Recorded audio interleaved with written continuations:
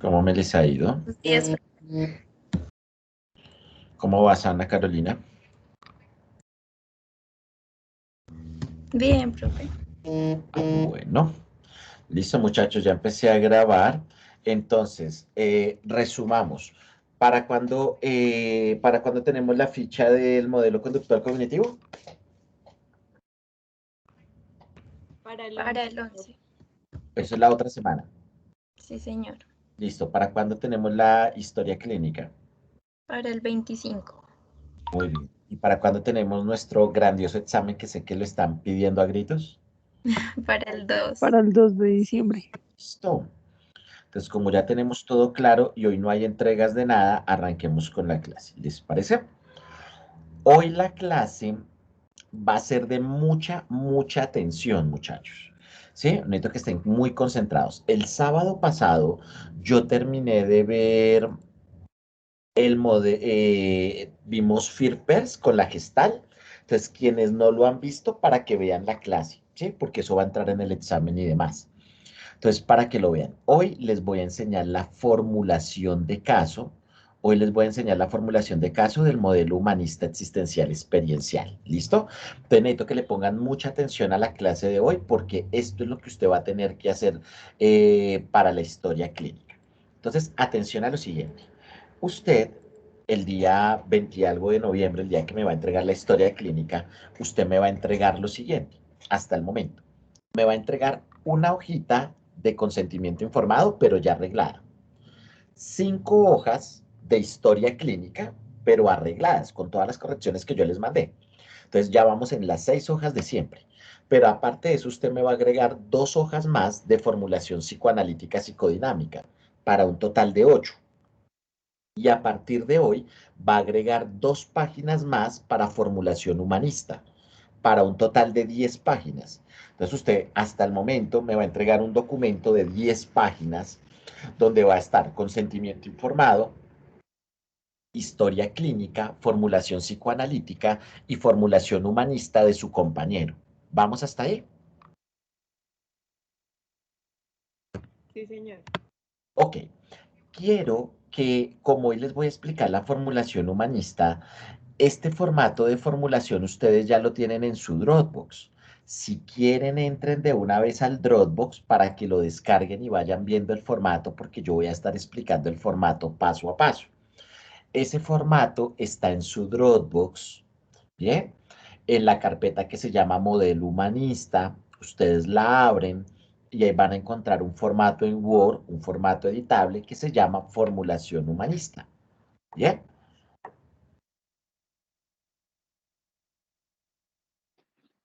Sí, señor.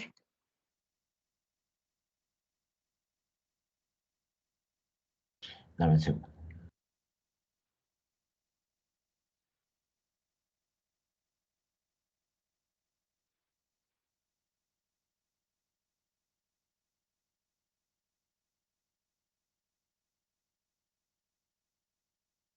Es que me están aquí preguntando unas cositas.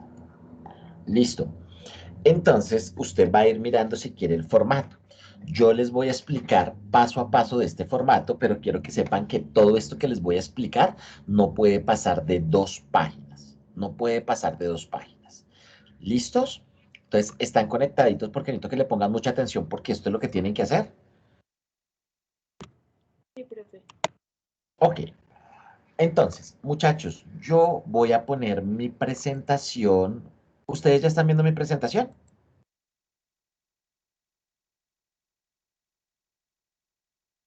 ¿Ya la están viendo? Sí, profe. Sí, Ok. profe. Pues sí, señor. Yo aquí la amplié y en este momento que yo amplío la presentación, ya no puedo ver el chat. Entonces, si alguno de ustedes me escribe por el chat, se va a perder eso porque no los voy a ver. Entonces, si alguno tiene preguntas, prende el micrófono y me pregunta. Bueno, prenden el micrófono porque no los voy a poder ver. Entonces, hoy tomando apuntes y juiciosos. Bien, entonces vamos a ver la formulación de caso del modelo humanista existencial experiencial. Siempre que yo voy a utilizar una formulación, tengo que escribir de qué autor o de qué autores se da esa formulación. Esta formulación que yo les voy a explicar, siempre que usted vaya a utilizar este protocolo que yo le voy a explicar el día de hoy, lo tiene que poner igual. Formulación de caso, modelo humanista, existencial, experiencial, y abajo tiene que escribir protocolo construido desde la propuesta teórica de Carl Rogers, Viktor Frankl y Philip Peirce. Hay muchos humanistas, pero yo me basé en estos tres.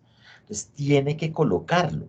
Así como cuando utilizamos la del psicoanálisis, usted tenía que colocar protocolo de Laplanche y Pontalis. Así como el semestre que viene, cuando usted utilice la de Leonidas Castro, es decir, formulación de Leonidas Castro.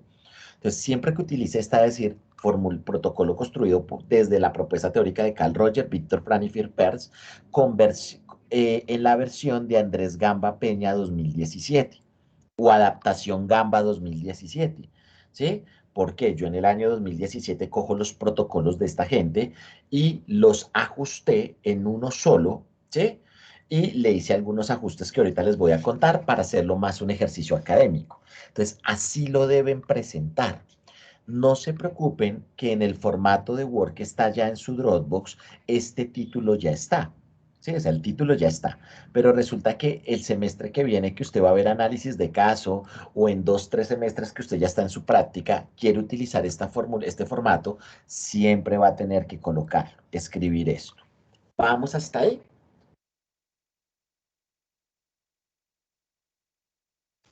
Sí, profe, sí, señor. Muy bien. Esta formulación va a tener 5 fases, igual que la formulación del modelo psicoanalítico.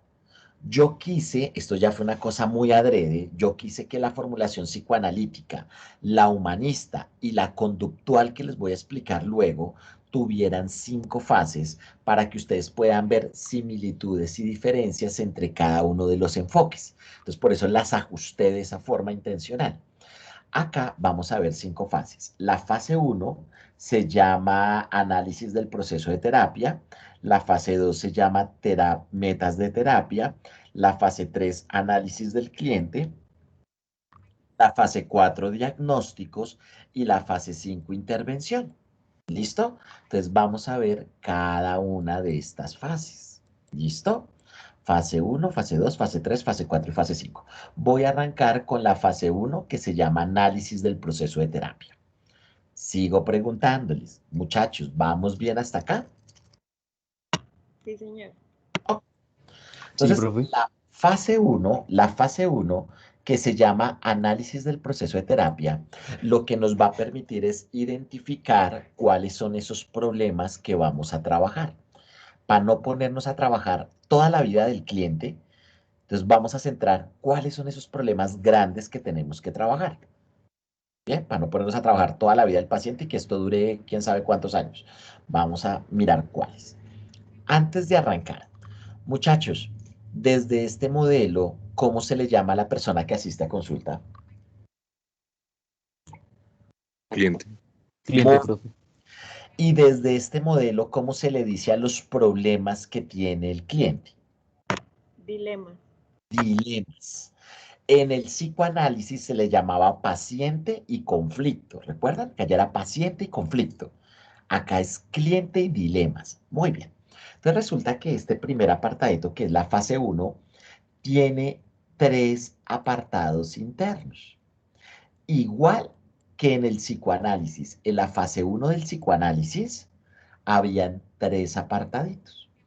Vamos a ver el primero. El primer apartado se llama dilema existencial.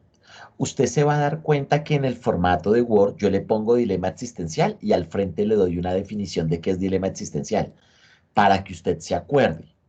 Pero usted, por favor, bórreme todo eso porque eso le ocupa espacio, sino que yo se lo dejo ahí para que lo vuelva a leer y se acuerde. ¿Qué son los dilemas existenciales?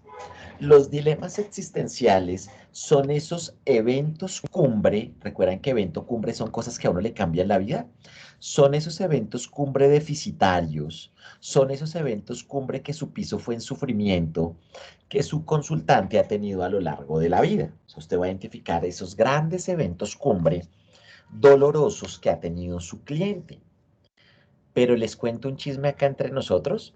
Esto que nosotros llamamos dilemas existenciales es exactamente la misma vaina que en psicoanálisis llamábamos conflicto focal. ¿Sí? Es exactamente lo mismo. ¿Sí? Es el mismo conflicto focal del psicoanálisis. O sea, cuando usted escuche la palabra conflicto focal, usted también la puede asociar con el dilema existencial. ¿Sí? Es exactamente lo mismo. Sí, yo les decía a ustedes cuando yo les expliqué conflictos focales del psicoanálisis, yo les decía, muchachos, tienen que encontrar los grandes conflictos que ha tenido su paciente a lo largo de la vida y los vamos a poner acá. Es la misma. Muchachos, neto, ya no les digo los grandes conflictos, sino muchachos, van a identificar los eventos cumbre de sufrimiento que ha tenido su paciente a lo largo de la vida y los va a colocar. ¿Vamos hasta ahí? Sí, señor profe. Ok. En la vida real, no acá en clase, en la vida real, usted me va a colocar todos los eventos cumbre de sufrimiento que haya tenido su paciente. Si su paciente tuvo 50 eventos cumbres, me coloca los 50. Si tuvo 100, 100. ¿Sí? Pero para este ejercicio de clase vamos a colocar solo uno. ¿Sí? Vamos a colocar solo un dilema existencial. Solo un dilema existencial. ¿Por qué? Porque a ese dilema toca hacerle análisis, hacerle una meta de terapia, buscarle técnicas. Entonces, si usted se me pone a colocar muchos dilemas, no le van a alcanzar las 2 páginas. Entonces, para este ejercicio en particular, vamos a escoger un solo dilema. ¿Listo? Yo que les recomiendo que me pongan el mismo, o sea, en dilema existencial me van a escribir exactamente lo mismo que escribieron en conflicto focal del psicoanálisis. ¿Sí? O sea, no se pongan a inventar, pongan las mismas vainas, ¿sí? Entonces, mire cómo lo de una formulación le va a servir para la otra. Porque hay cosas que los enfoques, aunque son diferentes en algunas cosas, hay otras en las que se parecen.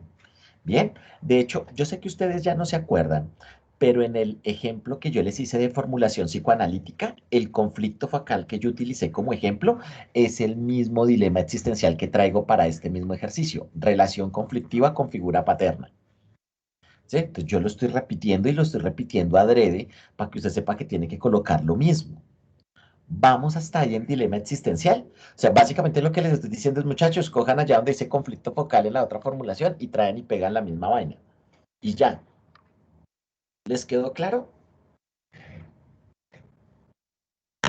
Sí, profe. Muy bien. Luego viene los dilemas actuales. Los dilemas actuales son esos problemas actuales que tiene su cliente, ¿correcto? Esto son esos problemas actuales que tiene su cliente. Y para que ustedes no se pierdan, es exactamente lo mismo que nosotros llamábamos conflictos actuales en el psicoanálisis. Son esos problemas que tiene actualmente el paciente o el cliente, ¿sí? En psicoanálisis lo llamábamos conflicto actual, ahora lo llamamos dilema actual, pero es la misma vaina. ¿Bien? Conflicto actual o dilema actual. Bueno. Los problemas o los dilemas actuales se dividen en 3 categorías. Dilemas de prioridad baja, dilemas de prioridad media y dilemas de prioridad alta, como lo hacíamos en el psicoanálisis. ¿Alguno de ustedes quisiera explicarme muy rápidamente qué es prioridad baja, media y alta para ubicarnos y continuar?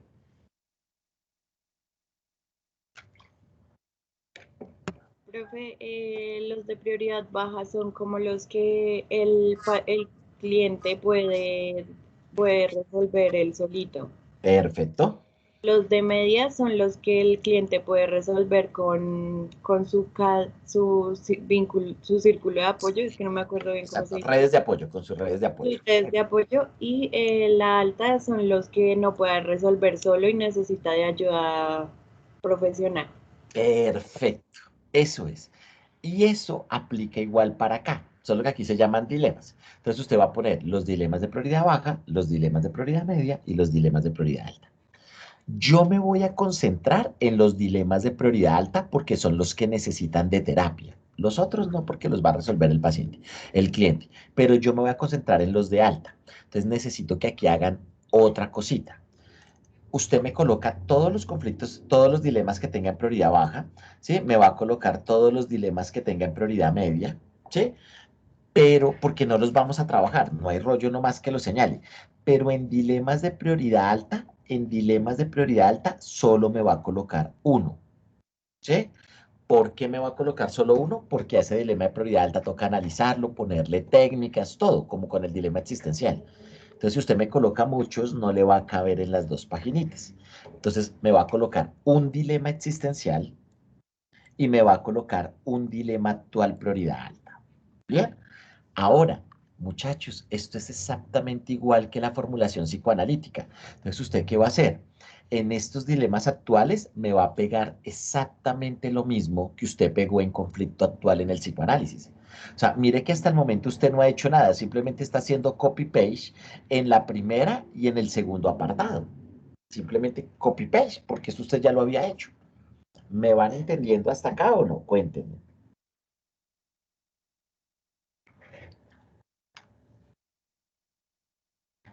Sí, profe. Sí, está clara esta Muy parte. Sí, profe.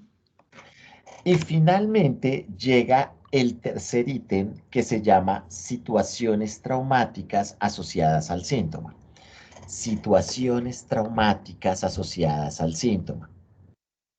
En psicoanálisis, ese tercero se llamaba labor de conflictos. Ahora se llama situaciones traumáticas asociadas al síntoma. ¿Bien? Pero ahí ustedes ya van viendo cómo cada modelo llama las cosas.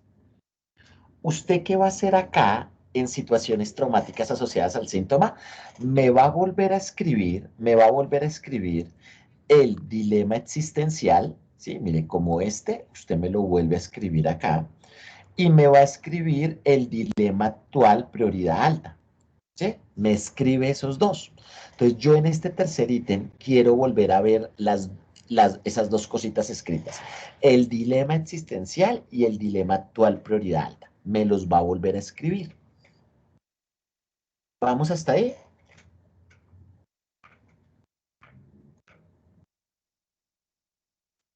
Sí, profe, sí, señor. Ok, pero no solo me los va a escribir, me va a escribir algo al frente de cada uno que ya le voy a decir. Yo les voy contando cosas para que se vayan acordando del psicoanálisis y vayan viendo ya similitudes y diferencias. Hasta el momento todo va igual con el psicoanálisis, solo que cambian los nombres y las palabras. Sin embargo, en este tercer ítem, ¿ustedes qué hacían en psicoanálisis?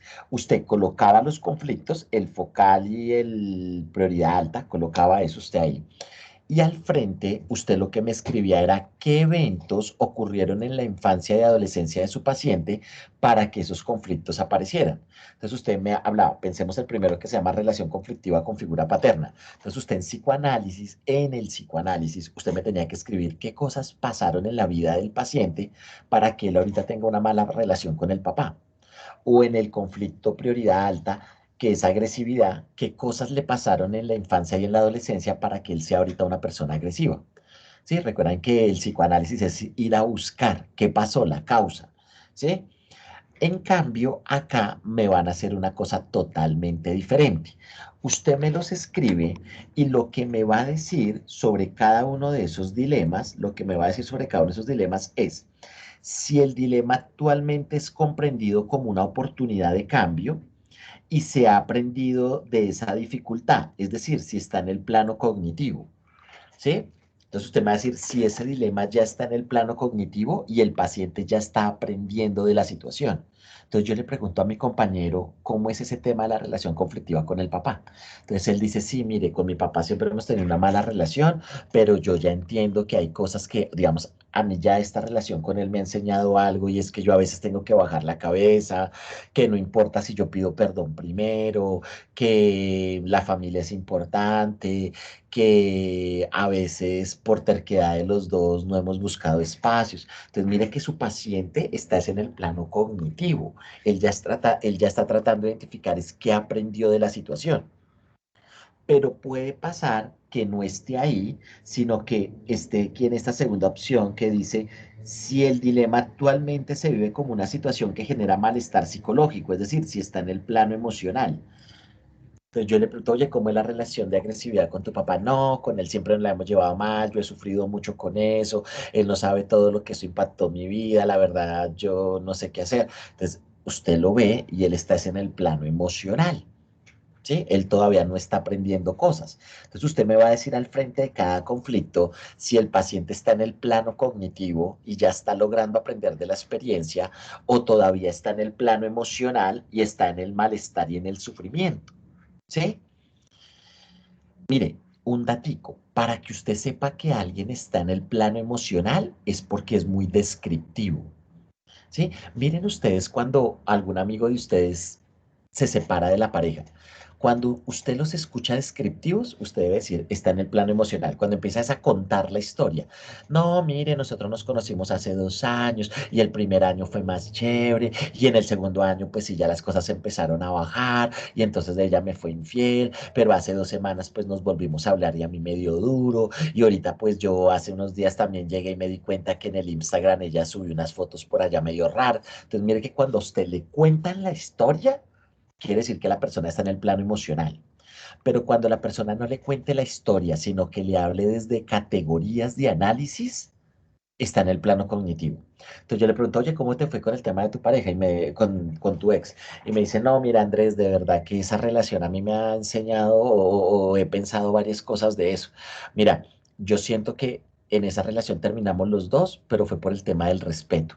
Sí, yo creo que no nos respetamos lo suficiente y yo no le coloqué límites claros a ella, ni ella a mí tampoco. Entonces mire que él ya está hablando es en categorías. No, hay otro tema que es el tema de la verdad. Yo ya me he dado cuenta que el tema de las mentiras no lo puedo negociar en mi vida. Sí, o sea, algo que a mí me enseñó esto es que yo, o sea, para mí el tema de la verdad es importante.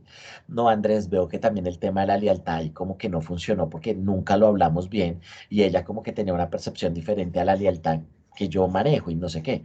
Entonces, mire que cuando la persona a usted le habla en categorías, o sea, esa persona está en cognitivo. Pero cuando le hable descriptivamente, está en el emocional. Entonces van a tratar de escuchar a su compañero qué dice sobre esos dilemas y ustedes me van a decir si está en el plano de lo cognitivo o de lo emocional. ¿Me van entendiendo? Sí, profe. Sí, profe, todo claro. Sí, profe, sí, señor. Entonces, ese es la fase uno. ¿Yo qué quiero que quede al final de la fase uno? ¿Qué quiero que quede al final de la fase uno? Que usted me muestre al final dos dilemas, que son los dilemas que vamos a trabajar. Sí, o sea, yo no me puedo poner a trabajar toda la vida del cliente porque no voy a acabar nunca. Necesito que usted me diga dos dilemas y me diga cada uno de esos dilemas, si está en el plano cognitivo y ese tramito ya lo hizo el paciente o todavía está en el emocional y toca ayudarlo a llevar al plano cognitivo. Eso es lo que necesito que me diga al final de la fase uno. ¿Lo entendieron? Sí, profe. Muy bien. Entonces, si eso está claro, vamos a pasar a la fase 2. La fase 2 se llama metas de terapia. Pues resulta que en la formulación psicoanalítica, la fase 2 también se llamaba metas de terapia. Bien. ¿Qué vamos a hacer en esta formulación humanista? Vamos a trabajar con el cliente. Bueno, esto no lo tienen que hacer así, ¿sí? Pero en la vida real les quiero contar algo. Las formulaciones humanistas se hacen con el cliente, mientras que las formulaciones psicoanalíticas las hace el profesional solo, porque en psicoanálisis se parte del principio de experticia. Entonces, ¿yo qué hago? Yo escucho a mi paciente y yo le digo, ok, voy a hacer una formulación y en la próxima sesión te cuento cuáles son los conflictos que yo siento que tenemos que trabajar, cuáles son las técnicas que voy a utilizar, qué es lo que yo veo en ti, las sesiones que yo siento que nos podemos demorar. O sea, yo cojo y lo hago solo a partir de la información que me da mi paciente y yo le hago es una devolución a mi paciente. Mira, lo que yo veo es esto, el plan que yo te propondría en mi terapia es este, el número de sesiones sería este, lo que trabajaríamos sería esto. Pero en el humanismo uno no lo hace así. En el humanismo la formulación se hace con el cliente. Uno va escribiendo y le va preguntando al cliente, oye, mira, yo pienso esta meta, ¿tú qué piensas? No, Andrés, a mí me gustaría otra o de otra forma. Ok, ven, revisa. O sea, la formulación se hace con el cliente en vivo. ¿sí? Yo trabajo con el cliente, ¿sí? Porque recuerden que aquí como que el rol en el humanismo, el rol del psicólogo es más de acompañante del cliente, mientras que en psicoanálisis sí hay una experticia del profesional. Entonces, para que les vaya ahí, digamos, quedando claro cómo se trabajan estas cosas. Pues, ¿qué pasa? En metas de terapia hay tres apartados. En metas de terapia hay tres apartados. Bien, en psicoanálisis, ¿cuáles eran estos tres apartados? Estos tres apartados en psicoanálisis era insight, reestructuración de la personalidad y alivio del síntoma. Insight, reestructuración de la personalidad y alivio del síntoma. Acá las metas son diferentes. Recuerden ustedes que cuando yo empecé a explicarles el modelo humanista, yo les decía, muchachos, las bases, las metas terapéuticas de este modelo son tres sin importar el autor, y son sentido de vida, responsabilidad y alivio del síntoma. Entonces vamos a empezar a ver una por una y qué va en cada una de ellas. Bien, arranquemos con la primera, sentido de vida. Ya les voy a contar cómo se diseña esta meta. Sentido de vida. Muchachos, ¿alguno de ustedes me podría explicar qué sentido de vida? Eso es muy de Víctor Frank. ¿Alguien me puede explicar qué sentido de vida?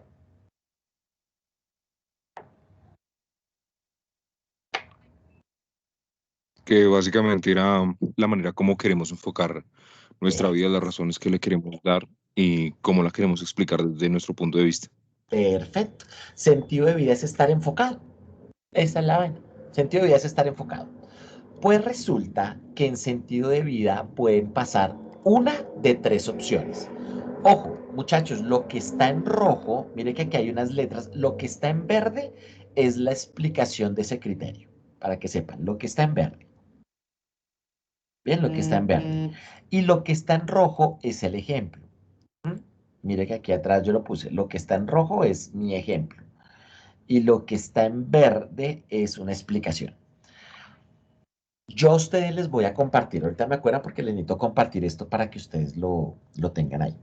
Muchachos, sentido de vida es enfocarse. ¿Qué pasa? Hay una de tres posibles situaciones que pueden ocurrir. Una de tres. Yo les voy a contar cuáles son las posibles situaciones que pueden haber y usted simplemente va a copiar textual lo que está acá. O si le quiere cambiar algo, pero este va a ser su guía. ¿Qué opciones puede pasar? Llega José Alberto a mi consulta y yo le digo, José Alberto, ¿tú estás enfocado? Pues le explico un poco, ¿no? Mira, el enfoque es tener como una misión de vida clara, algo que tú no negocias con nadie. Sí, eso que tú quieres que tu vida se mueva en eso. Pueden pasar tres cosas. Que José Alberto me diga, Andrés, no tengo ni idea, nunca me lo había pensado. Una opción. Otra opción, Andrés, tengo varios enfoques, pero no sé cuál escoger. Entonces me gusta el tema de la tranquilidad, pero también me gusta la libertad, pero también me gusta el crecimiento económico. Andrés, esos son como mis enfoques, pero no sé cuál primaría sobre los otros. O sea, puede pasar o que no tenga, o que tenga muchos y no sabe cuál escoger, o que ya tenga uno claro.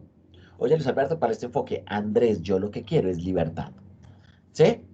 O sea, eso quiero que sea, que nadie me restrinja mi libertad, que me permitan ser como yo soy, que no tenga que estar marcando tarjeta, que la gente que se acerque a mí me da en mis espacios, ¿sí?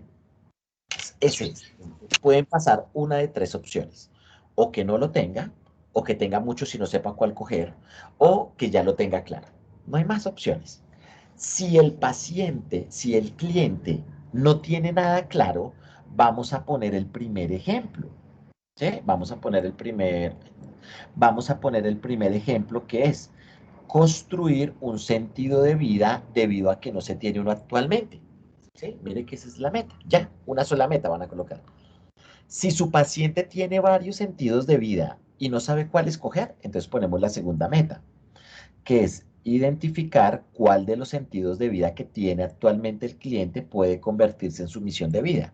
Y ahí al ladito me escriben los sentidos de vida que tiene. Libertad, tranquilidad, crecimiento económico, tal, me los escribe. ¿Sí? Los que él tiene ahí, pero que no sabe cuál escoger. Y si el paciente ya la tiene clara, va a poner este. Desarrollar estrategias para vivir el sentido de vida que tiene el cliente. O sea, ya lo tiene claro, lo que le vamos a ayudar es a desarrollar estrategias para que lo viva, para que lo ponga en práctica. Entonces, desarrollar estrategias para vivir el sentido de vida que tiene el cliente, punto seguido, y me escribe el enfoque que tiene. Su enfoque se llama libertad. ¿Listo? Entonces, me van a escoger uno de estos tres, no es que los tienen que escribir textual, pero esas son las opciones que podrían pasar. ¿Sí? Cuando yo le pregunto a un paciente, a un cliente mío, oye, ¿tú estás enfocado? ¿El enfoque es esto que tú no negociarías? ¿Alguna vez te lo has pensado? Tal. Entonces me puede decir no, o tengo muchos y no sé cuál podría estar sobre los demás, o ya lo tengo claro. Entonces usted me va a poner uno de estos tres ejemplos y en sentido de vida me va a poner un solo sentido, una sola meta. ¿Listo? Me va a poner una sola meta. ¿Vamos hasta ahí?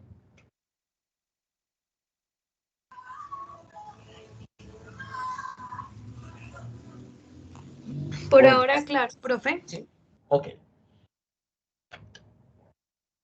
Luego viene el segundo apartado que se llama responsabilidad. ¿Qué es responsabilidad? Responsabilidad tiene que ver con toma de decisiones. Responsabilidad tiene que ver con toma de decisiones. Que el cliente tome decisiones. Eso es responsabilidad. Que el cliente tome decisiones.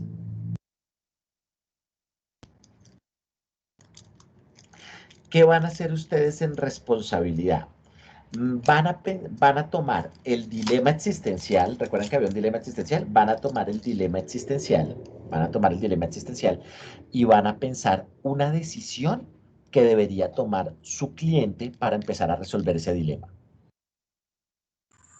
Y luego van a coger el dilema actual prioridad alta y van a pensar una decisión que su cliente debería tomar para empezar a resolver ese dilema. ¿Sí? O sea, van a pensar en decisiones. Ejemplo, miren que atrás en fase 1 yo tenía un dilema actual prioridad alta que era agresividad. ¿Sí? Recuerden que aquí yo le identifiqué al paciente un tema de agresividad. Agresividad. Entonces, yo acá le diseñé una toma de decisiones. Entonces, mire lo que yo escribí acá. Tomar una decisión respecto a su relación de pareja actual. O sea, yo le decía a mi cliente, mira, es importante que tú tomes una decisión de qué quieres hacer con tu pareja, porque con ella era con la que él más peleaba. O sea, la agresividad sobre todo se veía con su pareja. Era una relación muy tóxica. Entonces yo le decía, mira, tienen que tomar decisión.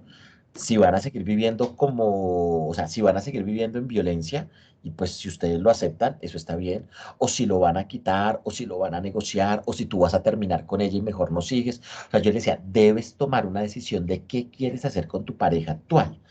Pero aunque ella siga o no siga contigo, también debes tomar la decisión de cómo la reparas.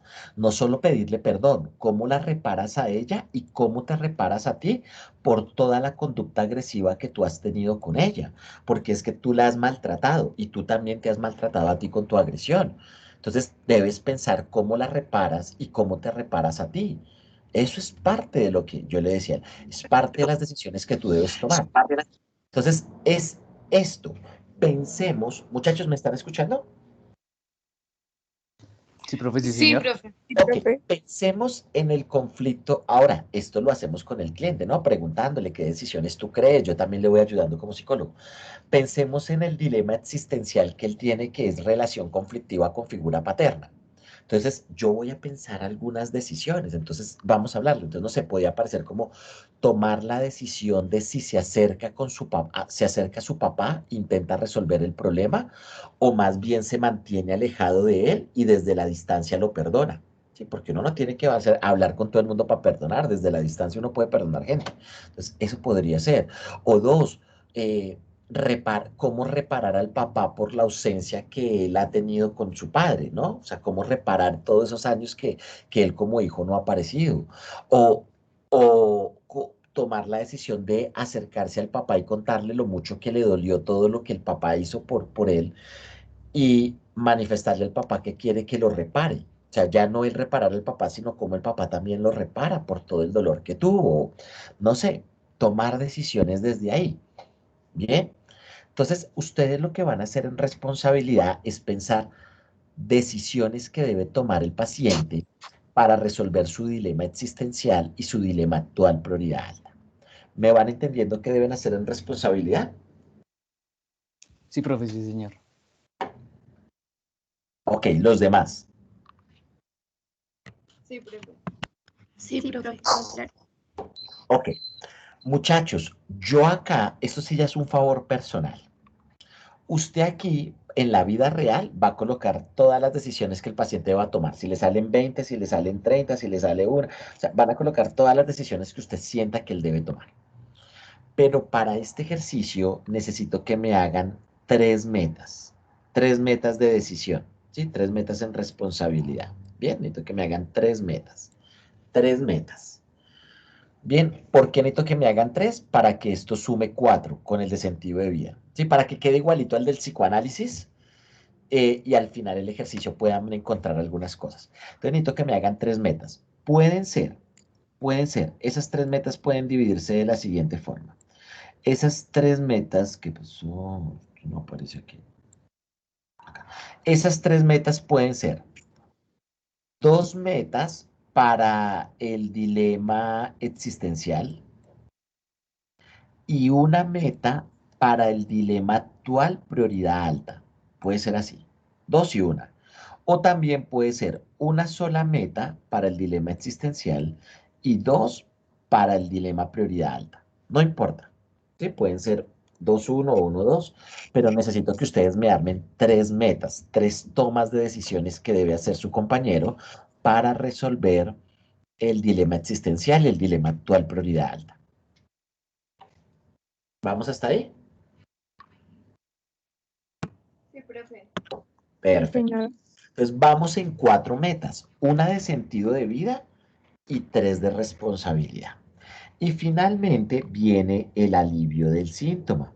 El alivio del síntoma es que vamos a tomar el motivo de consulta del cliente. ¿Recuerda que su cliente traía un motivo de consulta cuando hizo la historia clínica? Traía un motivo. Nosotros no podemos descuidar ese motivo de consulta. Lo que pasa es que ahora vemos más cosas. Él venía por un motivo de consulta y yo le estoy ofreciendo más cosas.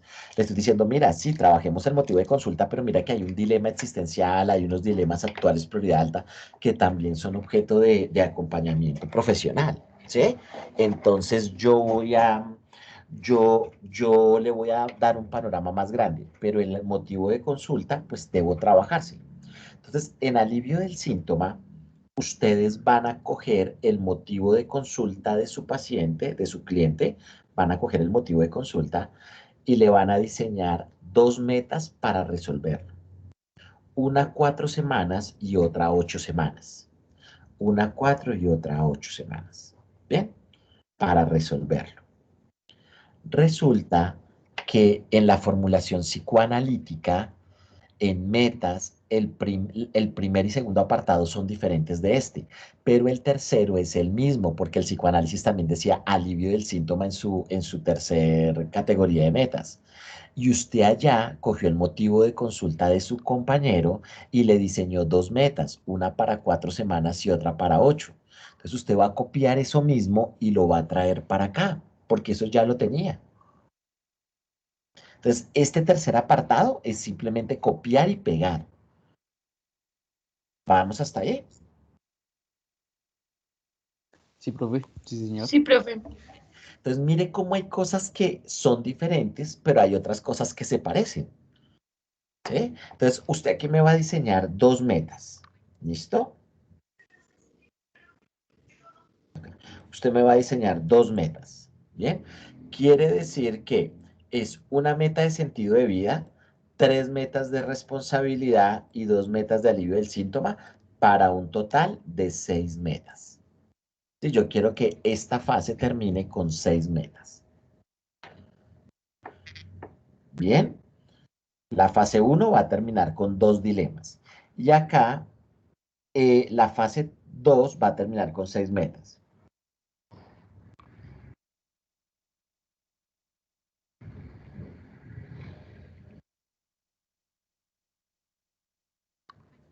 ¿Listo? Listo, profe. Muy bien. Entonces, ¿cuál fue el objetivo de la fase 1? El objetivo de la fase 1 fue identificar qué es lo que vamos a hablar. No vamos a hablar de toda la vida del paciente, sino que vamos a hablar de dos grandes dilemas. ¿Sí? Entonces, por eso aquí aparece el 2 grande. Van a aparecer dos grandes dilemas. Ese es el objetivo de la fase 1, identificar de qué vamos a hablar.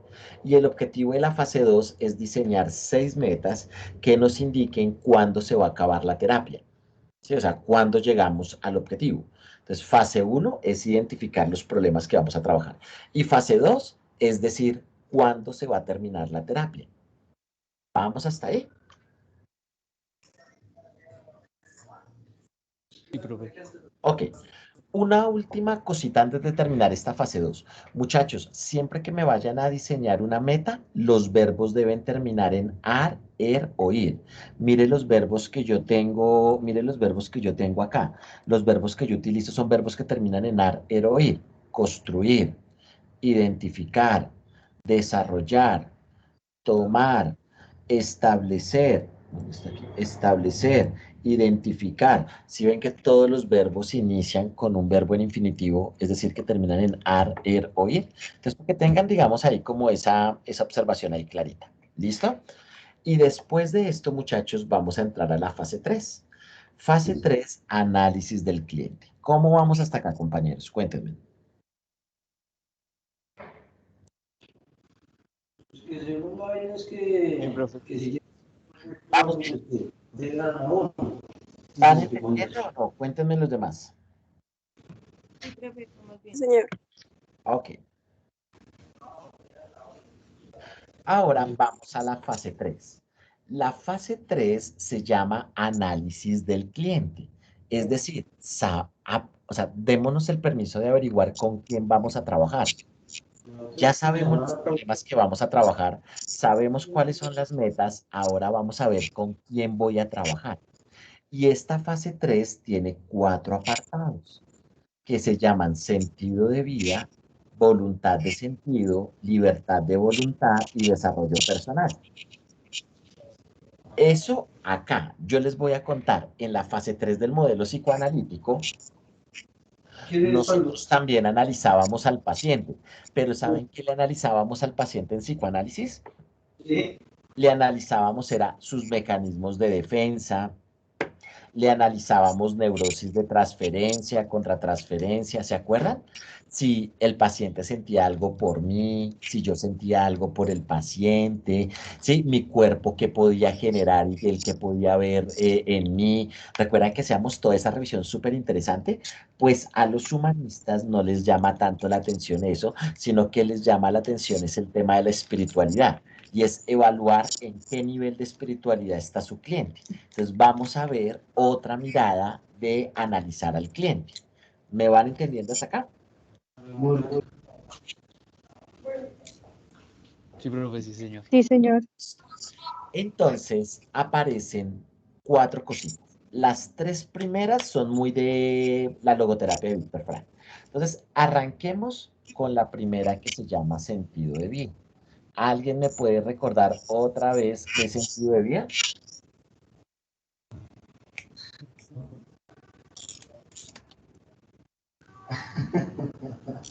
Por ahí hay un micrófono prendido, tengan cuidado. Estar enfocado. Estar enfocado. Sentido de vida es estar enfocado. Entonces, ¿usted qué va a hacer? ¿Usted qué va a hacer en sentido de vida? Lo primero es que usted me va a escribir acá donde dice misión de vida, usted me va a escribir si su paciente ya tiene un sentido de vida claro. Para esto le va a servir también lo que ya hizo en la fase 2. Entonces, si el paciente ya tiene un sentido de vida claro, usted lo va a escribir. Pensemos que el paciente tiene un sentido claro que se llama libertad. Perdonen la letra rara que hago, pero es que estoy escribiendo con el mouse. Bien, libertad. O el paciente le dice, no, yo tengo varios sentidos de vida, ¿sí? Entonces usted los pone acá, paciente que tiene varios sentidos de vida, libertad, tranquilidad, ¿sí? Respeto, no sé, todos los sentidos de vida. Papá, los pone. O el paciente le dice, no, no tengo un sentido de vida claro. Entonces usted escribe acá, no tiene un sentido de vida. Entonces me vuelve a escribir, si tiene uno, cuál es, si tiene varios, cuáles son. Y si no tiene ninguno, pues me aclara, no tiene ningún sentido de vida. Me coloca eso en sentido de vida. Y después de eso le va a hacer 4 preguntas y me las va a numerar así. Pregunta 1, pregunta 2, pregunta 3 y pregunta 4. Le va a hacer 4 preguntas a su paciente para poder ajustar el sentido de vida. ¿Cuáles son esas 4 preguntas? Estas 4 preguntas que yo les voy a mostrar, de hecho, son terapéuticas. Espérenme un segundito. No me cuelguen, ¿sí? Listo, Claudia, perfecto. Nos vemos a las 3. ¿Tú me envías las preguntas que me vas a hacer o cómo surge ahí la conversación? Entonces, hay 4 preguntas terapéuticas que hay que hacer. ¿Listo? Vamos a ver cuáles son esas 4 preguntas. La primera pregunta, usted le va a preguntar a su compañero, oye, ¿cuáles son esos valores o esos ideales que tú no negocias con nadie o que ya no quieres negociar con nadie?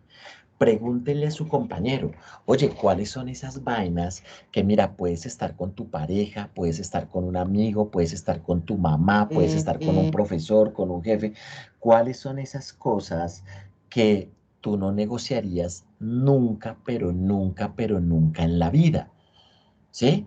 Pregúntele a su compañero eso.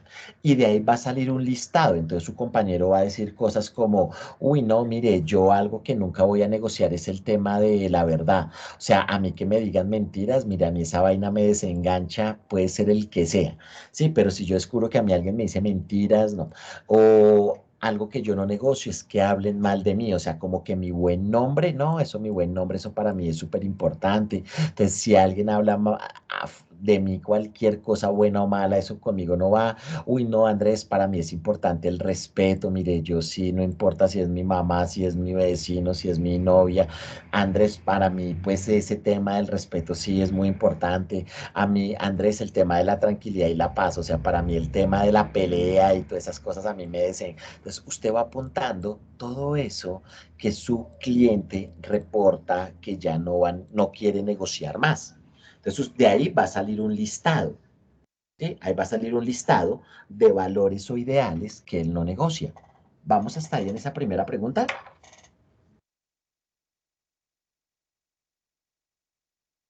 Sí, profe. Sí, señor.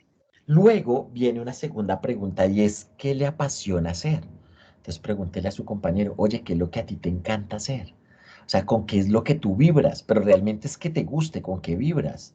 Entonces tu compañero te va a decir, mire, a mí me encanta estudiar, pero también me encanta, uy, cómo me encanta viajar, cómo me encanta dormir, cómo me encanta practicar fútbol, cómo me encanta ir a bailar, cómo me encanta cantar, cómo me encanta tan, ¿sí? Las cosas que le gustan. Ahí va a salir otro listado. Va a salir una cosa de los no negociables y va a salir un listado de las cosas que le apasiona hacer. ¿Vamos hasta ahí? Sí, señor. Ok. Luego Sí, viene señor. una tercera pregunta. La tercera pregunta es, ¿qué le puede haber enseñado sus experiencias cumbre, especialmente las deficitarias? ¿Qué te ha enseñado? ¿Recuerdan ustedes que cuando ustedes le hicieron la historia clínica a su compañero, en la historia clínica había un punto que se llamaba historia de vida, donde uno colocaba infancia, adolescencia, adultez, y que ahí ustedes colocaban lo bueno y lo malo que le pasó en esas etapas? Entonces usted va a coger todo lo malo que le pasó a su paciente en cada etapa y se lo va a preguntar acá, pero desde una mirada de aprendizaje. Entonces pensemos que él reportó por allá que de pequeñito los papás se separaron. Entonces usted le va a preguntar, oye, ¿qué crees que te enseñó? O sea, si tú miras hacia atrás ahora, ¿qué crees que te enseñó la separación de tus padres? ¿Sí? O sea, la vida que te tenía que enseñar. Entonces él va a decir cosas. Uy, mire, a mí ese tema lo que me enseñó es que la familia es importante, que uno debe apoyarse con los otros, que yo no me debo como tragar mis emociones, porque durante esa época me acuerdo que yo no le decía nada a nadie, que uno también debe buscar ayuda. Luego miro por allá otro evento en la adolescencia, que se le murió la abuelita. Oye, esa muerte de tu abuelita, ¿qué te enseñó? ¿Qué crees que te dejó esa experiencia de estar con tu abuelita y la muerte de ella? No, pues mi abuelita me enseñó que yo debo intentar ser feliz por encima de cualquier cosa. Ella le gustaba que yo fuera feliz y no llorara. pero también la muerte de ella me enseñó que uno debe estar preparado pues a cosas difíciles, que uno pues, va a salir ahí cosas, tan, tan. Entonces de aquí va a salir otro listado. Sí, o sea, va a salir un listado de lo no negociable, va a salir un listado de las cosas que le apasiona hacer y un listado de todo lo que la vida le ha enseñado a partir de los eventos difíciles. Cuando usted tenga esos tres listados con su compañero, yo quiero que vuelvan a pensar la cuarta pregunta y es ¿cuál podría ser su sentido de vida? Aunque el paciente ya traiga un sentido de vida, vamos a hacerle estas cuatro preguntas para ver si cambia o no, ¿sí? O si se sigue manteniendo. Y si no tenía claro, pues esto le va a ayudar a aclarar. Uno generalmente cuando hace estas preguntas de hecho son terapéuticas, como yo les digo, cuando uno saca estos listados, después de que uno los saca, ¿uno qué hace? Uno como que intenta jerarquizarlos. ¿Cuál es de todo esto? ¿Qué es lo más importante, lo menos, ¿sí? En la vida del cliente. Entonces uno trata de jerarquizar.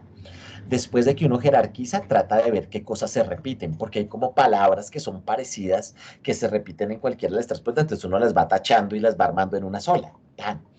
¿Sí? Después de eso uno trata de agrupar palabras. Hay palabras que se pueden agrupar en categorías más grandes. Entonces él me habló del respeto, me habló de que no le gusta que le griten. Entonces todo eso puede ir en algo de un trato empático, no sé, tan. Entonces uno va creando como categorías, que agrupen.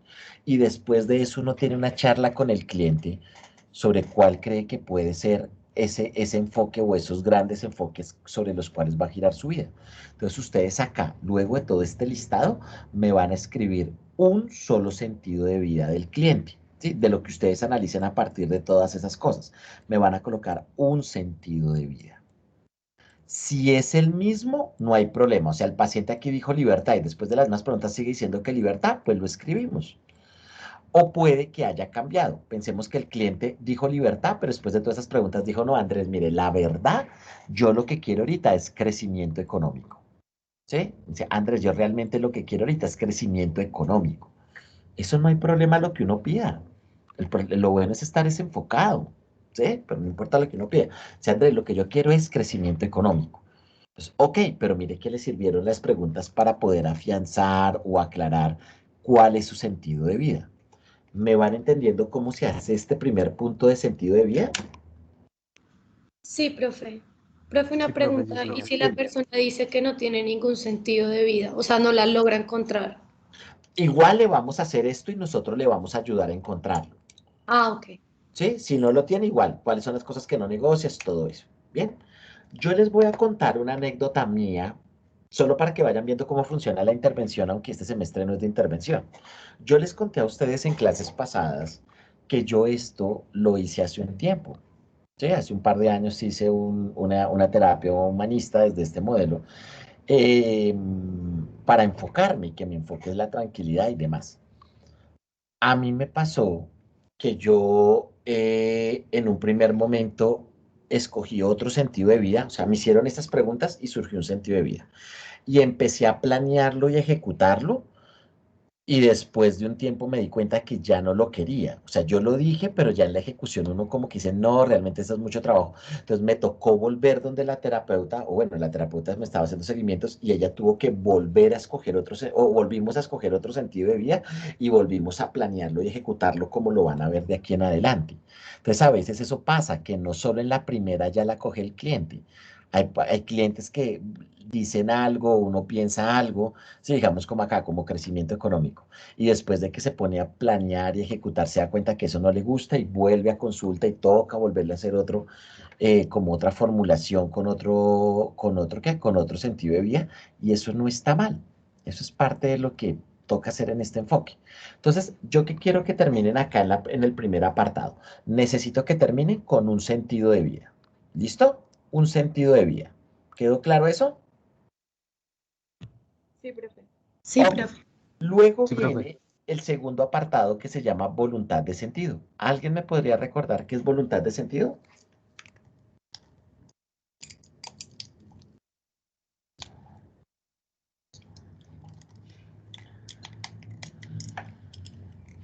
Eso es desarrollar un plan para que el sentido de vida se ajuste a todas nuestras distintas áreas.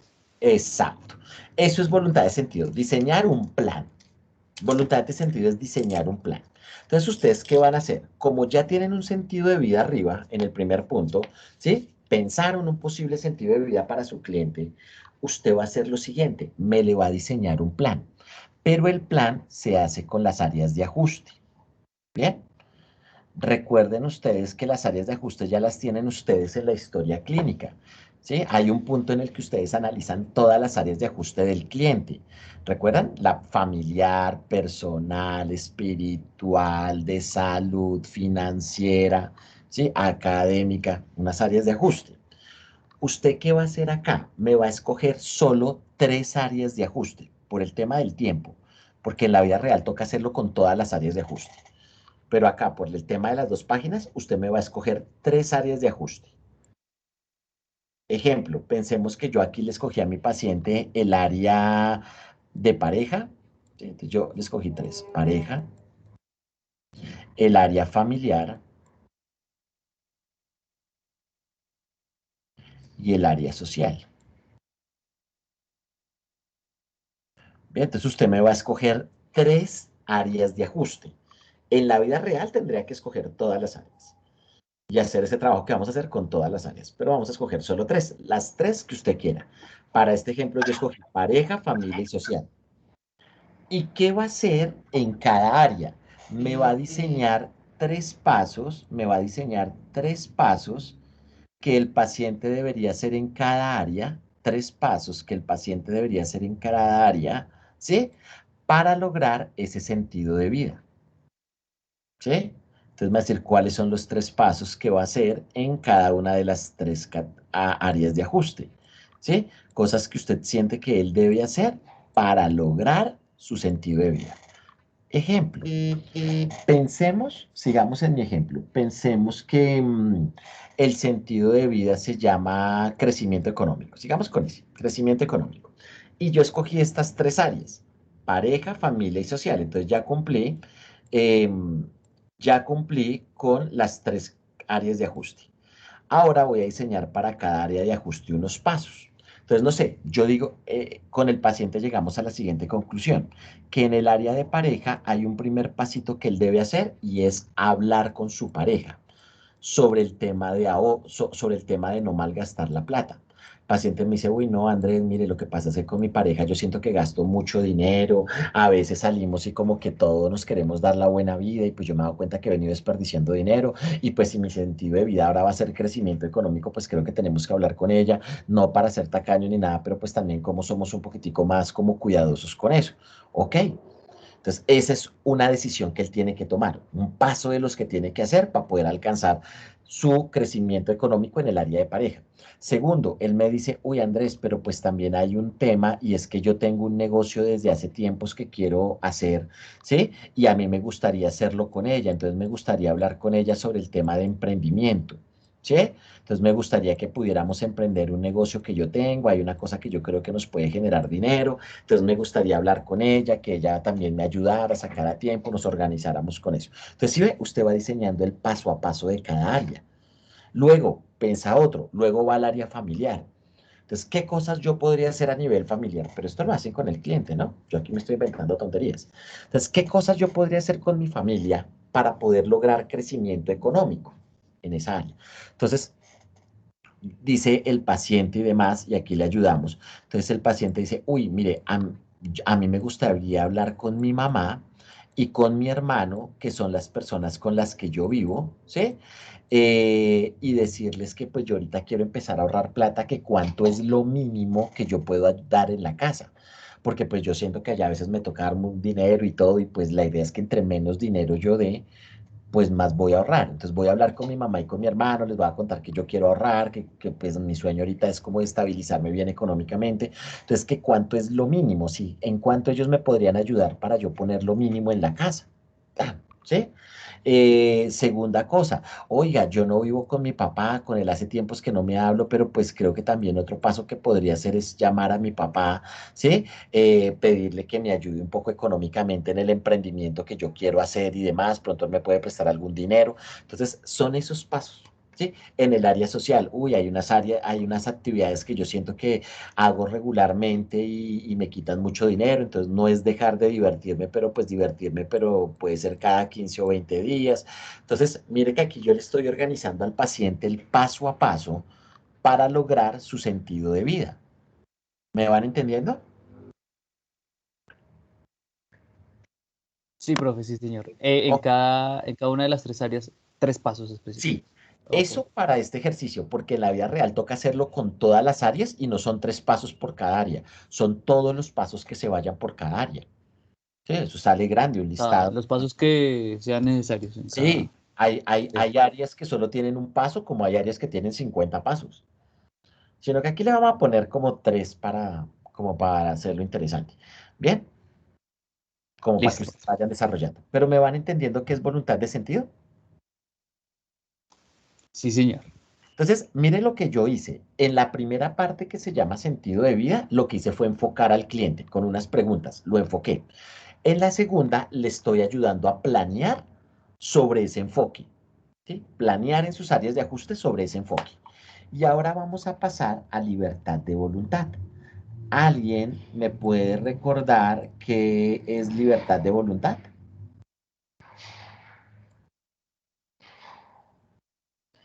¿Alguien se acuerda qué es libertad? Ejecutar ese plan que se diseñó. Una voluntad de sentido. Ejecutar, correcto. Entonces, el tercer punto es ejecutar, libertad de voluntad es ejecutar. Entonces, ¿usted qué va a hacer? Va a volver a colocar las mismas 3 áreas de ajuste que colocó arriba. Entonces, coloca pareja. No es que tiene que trabajar estas áreas de ajuste que yo estoy poniendo, es el ejemplo, ¿no? Pero tiene que volver a repetir las que escogió arriba. Entonces, yo aquí vuelvo a escribir pareja, familia, piensa que ahí dice familia, y social. Entonces, me toca volver a colocarlos. ¿Bien? Pareja, familia y social. ¿Y qué va a hacer usted con cada una de esas? Me va a hacer 2 punticos, ¿sí? Me va a resolver 2 preguntitas en cada área. La primera preguntica me va a decir cuáles de los pasos que usted ya mencionó arriba, cuáles de estos pasos que usted mencionó, cuáles de esos pasos ya empezó a ejecutar su cliente, aunque no los haya terminado, pero cuáles ya ha empezado a ejecutar y cuáles todavía no ha ejecutado. Entonces usted me escribe allá, mire, el punto de hablar con la pareja para no gastar tanto es una cosa que él ya lo hizo, han empezado a disminuir cosas, pero se requiere otra charla. ¿Sí? Otra conversación con ella para, digamos, tener más claro eso. El tema del emprendimiento con su pareja, eso sí no se lo ha contado a ella, no ha hecho nada, ese no. Entonces me va a contar qué pasos ya ha hecho y qué pasos todavía no ha realizado, para yo saber cómo está esa gasolina. ¿Sí? O sea, qué ya ha hecho, qué ya empezamos a hacer y qué está en ceros todavía. Entonces, ese es el primer puntico que usted me va a colocar ahí. En cada área de ajuste me va a contar qué pasos ya hizo y qué pasos no ha realizado. ¿Vamos hasta ahí? Sí, señor. Listo. ¿Los demás cómo van? Cuéntenme. Bien, profe. Perfecto.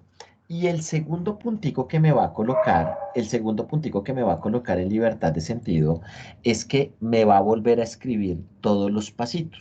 1, 2, 3, ¿sí? 1, 2, los va a volver a escribir. ¿Listo? Y frente a cada pasito, me va a escribir cuál sería el peor escenario de ejecutar ese paso. El peor escenario. ¿Cuáles serían las posibles amenazas? ¿Sí? ¿Cuáles serían las posibles amenazas o consecuencias que traería seguir ese paso? ¿Sí? Necesito que me le muestren al cliente los peores escenarios. ¿Sí? Nosotros no lo podemos mandar ingenuo para que ejecute cosas. Él debe estar preparado para lo peor. Entonces, no sé, pensemos en el primer paso de pareja. Entonces, el primer paso que él había puesto era hablar con su pareja para no gastar tanto dinero. ¿sí? Entonces, hablar con la pareja para no gastar tanto dinero. Entonces yo le digo a él, oye, ¿qué sería lo peor que podría pasar? Y yo como psicólogo también le ayudo. ¿Qué podría pasar el día que uno le diga a la pareja cosas como, oye, ven, a mí me gustaría que no gastáramos como tanto dinero innecesario, pues no es que no volvamos a divertirnos, pero pues siento que estamos gastando mucho dinero. ¿Qué creen ustedes que podría ser lo peor, muchachos? Que le podría uno decir una novia o un novio si uno le dice algo así. Lo peor. Lo mejor es que le diga a uno, sí, te entiendo, tenemos que hacer. Pero ¿qué sería lo peor? Podría ser como que Pues que estás terminaran por Que ese le, mismo motivo. que le termine, que lo puntúe como tacaño, que el afecto baje, que se sienta como tocada de, uy, entonces que me está cobrando lo que me ha invitado. O sea, todo eso puede pasar, ¿sí? Entonces, si ve, eso hay que mostrárselo al paciente porque porque el cliente sale todo ingenuo a ejecutar cosas. Yo le tengo que mostrar todo lo que puede pasar. Segundo, ¿qué sería lo peor de emprender un negocio con la novia? Yo le tengo que mostrar lo peor. ¿Qué pasaría el día que ustedes dos terminen? ¿Cómo luego se van a distribuir ese dinero? Los dos van a consignar lo mismo y cuando retiren es por mitades, cada uno va a consignar más. Si un mes consigna uno más y otro menos, ¿cómo va a ser? ¿Sí? O sea, yo le tengo que mostrar todo eso, porque el cliente hay cosas que él no ve. ¿Sí? La gente, sobre todo cuando, es que mire, en el segundo punto que es voluntad de sentido, uno planea y ahí todo se ve perfecto. Y esa vaina se ve el mundo romántico y parece que la felicidad estuviera ahí a 3 pasos de distancia. No, hay que mostrarle todas las consecuencias. Pensemos en el área familiar. ¿Qué pasaría si él le dice a la mamá y el hermano que lo ayuden? Puede pasar que no lo ayuden, puede pasar que la mamá lo ayude, pero que el hecho de que la mamá lo ayude también va a hacer que la mamá lo siga infantilizando, porque no lo va a ver como un adulto porque ve que todavía toca mantenerlo, ¿sí? Y entonces va a tener que seguir haciendo cosas ahí en la casa, o aguantarse ciertos tratos, o aguantar que se involucren en su intimidad fácilmente, porque eso es lo que puede generar, ¿sí? ¿Qué pasa si va y busca al papá que hace rato no lo ve y le dice que le ayude con un dinero y demás? Pues, ¿qué puede pasar? Que pronto va a tener que tragarse toda la emoción que siente por su papá negativa, pues porque toca llamarlo, estar pendiente, ¿sí? Entonces va a tener pronto que manejar eso, ¿sí? O eso va a estar ahí, que pronto va a tener que estar más pendiente de su papá, llamarlo, como volver a reactivar el vínculo, pues para que él le pueda colaborar. O sea, yo le tengo que mostrar todas las consecuencias y amenazas, ¿sí? Para que el cliente también vaya diciendo como, uy, Andrés, yo mejor ese paso no lo hago. Uy, Andrés, ese paso sí. O Andrés, no voy a hacer todo al tiempo. Imagínese que sale el cliente de consulta y va y habla con la pareja, luego le dice que quiere emprender, se va para donde la mamá y le dice que le ayude a no sé qué, con el papá le pide dinero. Pues esto le va a traer una cantidad de cosas al tiempo que lo puede aturdir. Entonces pronto el cliente Se dice como, sobrecarga. exacto, se va a sobrecargar. Entonces pronto él va a decir, uy, no, a partir de todo esto yo más bien voy a hacer tal y tal cosita y dependiendo cómo me vaya acá voy con otra y dependiendo de eso me pienso otra. Entonces eso es lo importante, ¿sí? Ayudarle a planear al cliente, pero mostrarle todas las consecuencias. ¿Van entendiendo esto, muchachos? Sí, profe. Profe, yo tengo una pregunta. Sí, Bueno, nosotros en voluntad de sentido empezamos con el paciente a construir los pasos en las sí, distintas áreas, ¿no?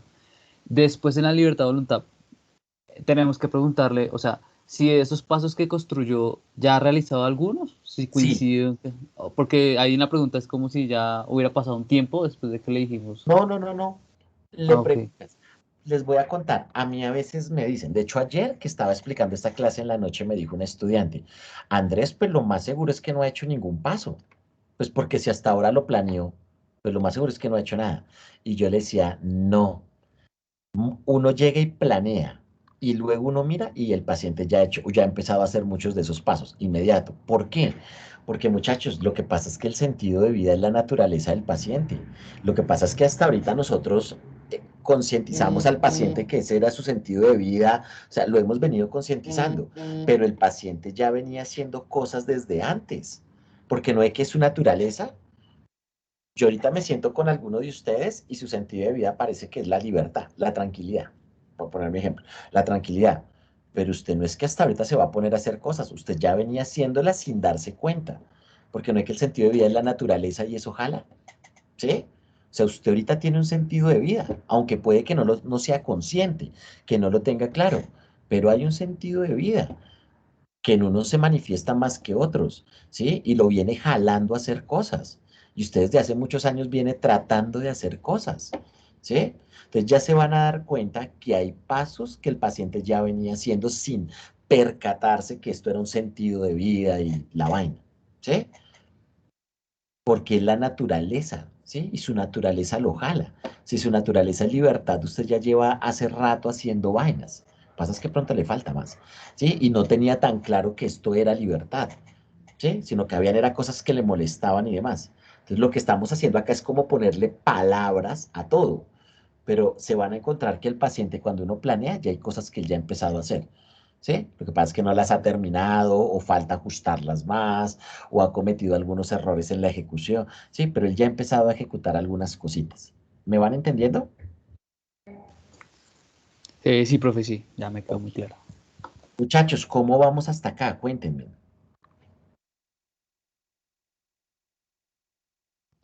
Bien, profe. Ok. Si ustedes lo miran, me falta el último apartadito, pero si ustedes lo piensan, en psicoanálisis, uno estaba pendiente era de si el paciente siente algo por mí, si yo siento algo por él, cuáles son sus mecanismos de defensa en el proceso, ¿sí? Ese era el análisis psicoanalítico. Lo que uno hace aquí es organizar al paciente y enfocarlo. Así es como uno entiende al paciente. Entonces, mire que son dos enfoques diferentes. ¿Cuál está bien y cuál mal? Ninguno. Los dos están bien. Es solo uno con el que se sienta, con cuál uno se va sintiendo mejor. Ahora, si ustedes miran a los humanistas, miren nomás esto que yo tengo allá rayado con morado. Si usted ve, los humanistas son unos planeadores de miedo, ¿sí? Un humanista, porque eso es lo que le interesa al humanista, enfocarte, hacer planes rigurosos, examinar consecuencias. O sea, un humanista es gente que le encanta planear. O sea, si alguno de ustedes es muy bueno planeando, organizando, ¿sí? Ejecutando, oiga, estos modelos son buenísimos para usted, ¿sí? Porque mire que aquí no es tanto en el tema reflexivo, no, aquí el tema es pongamos esto sobre la mesa. O sea, usted lo que necesita es enfocarse, pero enfocar no es solo decir yo quiero, no, esto hay que mirar cada área de ajuste y qué toca hacer. Y en cada área de ajuste miremos todo el tema de consecuencias. O sea, es gente que son unos planeadores violentísimos, ¿sí? Los psicoanalistas son más reflexivos, más de lo que puede pasar, de lo que podemos sentir, de qué puede ocurrir acá, ¿sí? Es más desde la reflexión y la comprensión. Estos humanistas son más desde la planeación y la ejecución, ¿sí? ¿Van viendo un poco esas diferencias?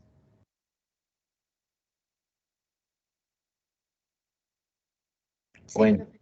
muy bien. Sí, profe, sí, Y señor. finalmente viene el último apartado que se llama desarrollo personal.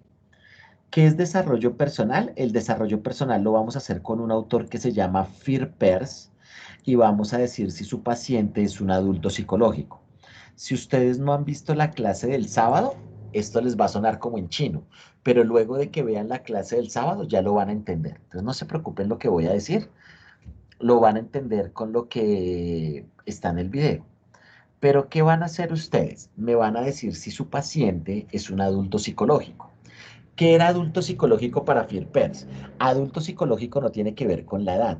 Adultos psicológicos son aquellas personas que toman decisiones y se responsabilizan de sus decisiones. O sea, si usted en la vida toma decisiones de ser infiel, de consumir, pero usted lo asume y no le está echando la culpa a su mamá, a la infancia dolorosa, a que su pareja es que es... No, porque a veces manejamos el locus de control externo. O sea, Fear Peirce lo que decía es, mire, tome decisiones, la que usted quiera. En la vida no hay cosas buenas ni malas. Lo que hay gente es que no se responsabiliza. Entonces yo meto droga y cada vez que me van a decir, ay, es que no soy yo, es que fue mi infancia dolorosa, es que a mí de chiquitico no me quisieron. Pues es verdad, obvio, no lo quisieron, tuve una infancia dura, pero es que la infancia ya no se puede cambiar. Lo que se puede cambiar es que usted se responsabilice por lo que le toca ahora y asuma, ¿sí? Y consumir drogas no está malo, pero asuma las consecuencias y deje de estarle echando la culpa a los otros. O yo le soy infiel a mi pareja, entonces tomé la decisión de ser infiel, eso no está ni bueno ni malo. Pero cuando mi pareja me descubre, yo digo, no, no soy yo, es que ella me buscaba, es que una cosa, no, no, asúmalo. Sí, fue así, y asuma las consecuencias, ¿sí? Eso es un adulto psicológico. Entonces, ¿yo qué necesito que haga? Necesito que me vuelvan a escribir las mismas 3 áreas de ajuste que usted escogió. Entonces vuelve a escribir pareja, en este caso, ¿no? Familia y social. Y me va a decir en cada área, me va a decir en cada área si su paciente es un adulto psicológico o no. Es decir, si toma decisiones y se responsabiliza de las decisiones. ¿Sí? Entonces usted va a decir, miren, en el área de pareja, el paciente todavía no es un adulto psicológico porque toma muchas decisiones, él violenta a la pareja, no sé qué, pero le ha sido infiel, una cosa, pero cuando tiene que asumirlo, no lo asume. Siempre le echa la culpa a la pareja, que es ella, que es ella la que no lo quiere, la que no lo consiente tanto como antes, que, ¿sí? Entonces, él todavía no es un adulto psicológico en esa área, o sí, él toma decisiones y se responsabiliza. Lo mismo en la familia, lo mismo a nivel social. Me van a decir si es un adulto psicológico o no. ¿A mí esto para qué me va a servir? Para poder ver, o sea, la fase 3, ¿qué es lo que a mí me va a ayudar? La fase 3 me va a ayudar a saber cuál es el enfoque del paciente, cuál es su foco, qué pasos debe hacer, cuáles son los riesgos de cada paso y cómo está psicológicamente el paciente en cada área. Si es una persona que ya está empoderada, tomando decisiones y asumiendo un locus de control interno o no. Y si no está así, esto ya se me empiezan a volver objetivos de intervención. Entonces, si yo veo que el paciente todavía es un niño psicológico en el área de pareja, antes de planear y ejecutar, me toca sentarme con él a tener una entrevista psicológica a profundidad sobre el concepto de adulto psicológico en la pareja. ¿Sí? Y lo importante que es que él asuma, entonces va a ser una entrevista, entonces no va a poder seguir. ¿Sí? Hasta que yo no lo logre madurar psicológicamente. Pero si el paciente ya está maduro psicológicamente, ya es un adulto psicológico, ok, podemos ya empezar a ejecutar. Entonces, eso es lo que yo voy a poder saber, planeación, riesgos y cómo está este paciente frente a esa área. Eso es lo que me va a decir la fase 3. ¿Entendieron fase 3? Sí, profe. Profe, el locus de control externo es como esa transferencia de la responsabilidad de esas personas y situaciones externas a mí. Exacto, exacto. Y el del control interno sería lo contrario, ¿no? Sí, exacto. Es cuando yo asumo las consecuencias de mis actos. ¿Sí? Cuando Ok. yo logro entender la responsabilidad de mis actos. O Más sea, que es lo mismo, el locus de control interno es lo mismo que el desarrollo personal, ¿o no? sí, sí, sí, sí, para el humanismo sí. Para el humanismo, desarrollo personal es tener locus de control interno. Eso es verdad. Sí, cuando tú escuchas de desarrollo personal para el humanismo es eso, que la persona tenga un locus de control interno, que asuma lo que le toca. Bien, ¿me entendieron hasta acá, muchachos? Sí, señor. Ok. Sí. ¿Qué me mostró la fase 1? La fase 1 lo que me permitió fue escoger dos conflictos. Un conflicto existencial, perdón, dos dilemas. Un dilema existencial y un dilema actual prioridad alta. Es decir, la fase 1 lo que me enseñó fue a tener dos dilemas y que yo ya no tengo que trabajar toda la vida del paciente, sino solo dos cositas particularmente. ¿Sí? Eso fue lo que hice en la fase 1.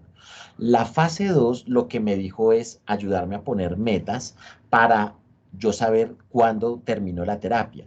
Y en total creamos 6 metas. ¿Sí? En total creamos 6 metas. Y lo que hizo la fase 3 es enfocarme al cliente, ayudarme a diseñar una planeación, un análisis de consecuencias y cómo él está empoderado frente a esas áreas. ¿Sí? Entonces ya aquí tengo claro qué tipo de cliente tengo en este momento. ¿Sí? ¿Qué tipo de enfoque, planeación tiene en este momento para ejecutar? Entonces ya tenemos esto acá. Y bueno, penúltimo, pero por hoy vamos a dejarlo ahí. O sea, voy a explicar esto y termino. No voy a explicar la fase 5 hoy. Vamos a entrar a la fase 4 que se llama diagnósticos.